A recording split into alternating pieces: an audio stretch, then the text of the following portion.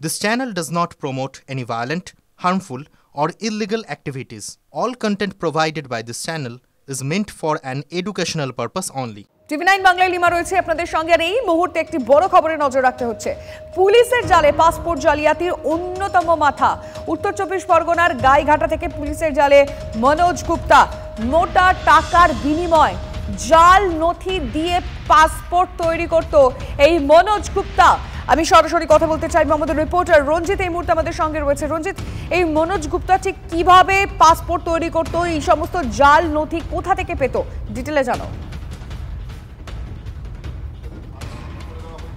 দেখো লিমা, এই মুহূর্তে কিন্তু মনোজ গুপ্তাকে লালবাজারের যে শাখা রয়েছে পুলিশ শাখা, তাকে গ্রেপ্তার করেছে এবং আমরা এই মুহূর্তে দাঁড়িয়ে রয়েছি বেহালা শিলপাড়ায় এই মনোজ গুপ্তার বাড়ি 6/6 সুকান্ত সরণি। এবং এই বাড়িতেই কিন্তু যারা ভবানীপুর থানার তদন্তকারী আধিকারিকরা, অর্থাৎ জাল পাসপোর্ট চক্রের মূল কাণ্ডারি এই মনোজ গুপ্তাকে কিন্তু ইতিমধ্যেই গ্রেপ্তার করেছে এবং ভবানীপুর থানায় তাকে নিয়ে যাওয়া হয়েছে। আর কিছুক্ষণ পরে তাকে আলিপুর আদালতে পেশ করা হবে। মূলত তোমাকে জানিয়ে রাখি, এই জাল পাসপোর্ট কাণ্ডের অন্যতম মূল চক্রী হিসেবে পুলিশ দাবি করছেন এই মনোজ গুপ্তাকে। মূলত তারা যে সকল তথ্য অর্থাৎ পরিচয়পত্র কিন্তু জাল তৈরি করত এই মনোজ গুপ্তা।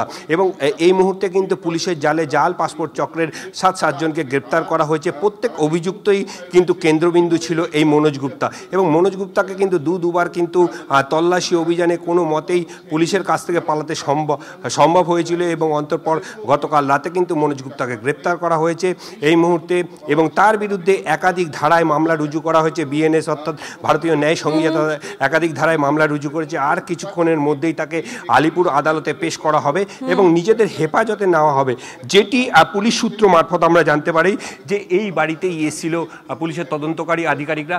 ঠিক দোতলায় তার বাড়ি এবং ঘরের মধ্যে থেকে পাসপোর্টের যে তথ্য অর্থাৎ পরিচয়পত্রের যে জাল নথি সেই সমস্ত উদ্ধার করা গেছে এবং পাসপোর্টের বেশ কিছু কপি উদ্ধার করা গেছে, বেশ কিছু ভিসার কপি উদ্ধার করা গেছে, এমনটাই কিন্তু তদন্তকারী আধিকারিক সূত্র মারফত আমরা জানতে পারছি।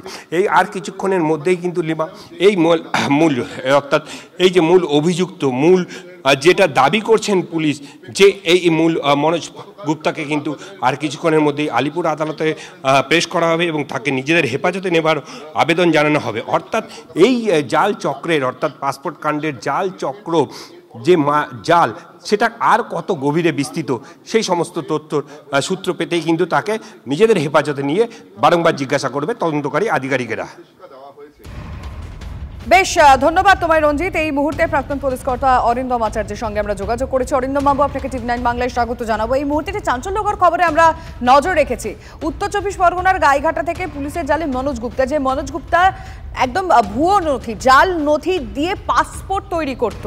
সেখানে দাঁড়িয়ে আপনার কি মনে হচ্ছে যে এরকম কত মনোজ গুপ্তা এরকম বেহালা থেকে, তাকে বেহালার বাড়িতে এই মুহূর্তে আমাদের রিপোর্টার সেখান থেকে ছবিটা দেখাচ্ছিল যে কিভাবে দিনের পর দিন একটার পর একটা জাল নথি দিয়ে সে পাসপোর্ট তৈরি করেছে, আপনি কি ভাববেন?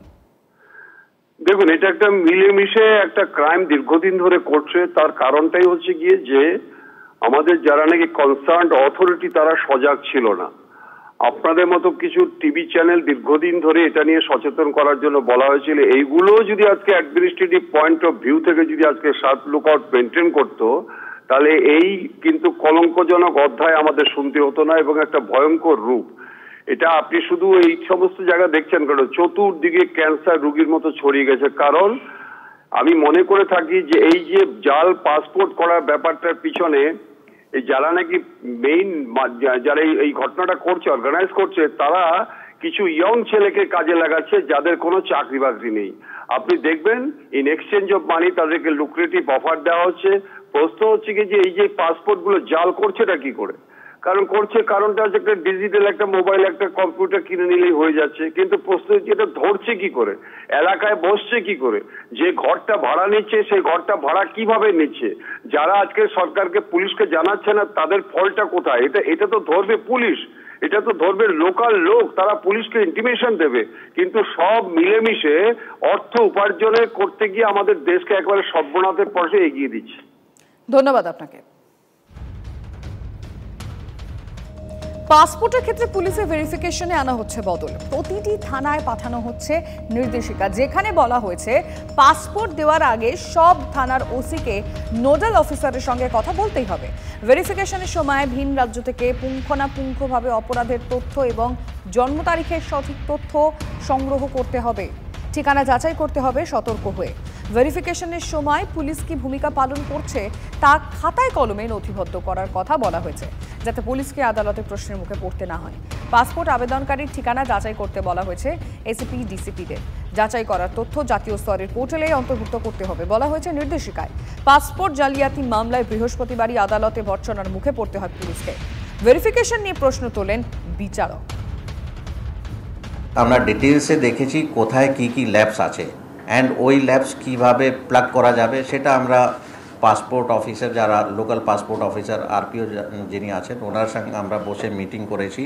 সো ওনার সঙ্গে ওদের কাছে ওরা কি জানতে পেরেছে বা কোথায় লুপ হোল আছে সেগুলো ডিসকাস হয়েছে। আমরা যত লুপ হোলস পেয়েছি সেই লুপ হোলস কীভাবে থানা লেভেলে, যখন আমাদের যে নোডাল অফিসার আছে পুলিশ স্টেশন লেভেল, ওদেরকে কি ওদের করণীয় আছে সেটা অলরেডি ওদেরকে বলা হয়েছে। ফার্দার কোনো রকম কোনো ভুল না হয় সেটা ডিটেলসে বলে দেওয়া হয়েছে। বাংলাদেশে হিংসার আবহে নিরাপত্তা বাড়ল ভারতে। সুন্দরবনের জলপথে বিশেষ নজরদারি। দিন কয়েক আগে ক্যানিং থেকে গ্রেফতার কাশ্মীরের মোস্ট ওয়ান্টেড জঙ্গি জাভেদ মুন্সি। অনেক সময় সুন্দরবনের জলপথকে সেফ করিডর হিসেবে বেছে নেয় জঙ্গিরা। সন্ত্রাস রুখতে আঁটুসাঁটু নিরাপত্তা বারুইপুর জেলা পুলিশের। যাত্রী পরিবহনের নৌকায় তল্লাশি। অপ্রীতিকর পরিস্থিতি এড়াতে লঞ্চ, নৌকা ও পর্যটকদের বোটে জিজ্ঞাসাবাদ পুলিশের।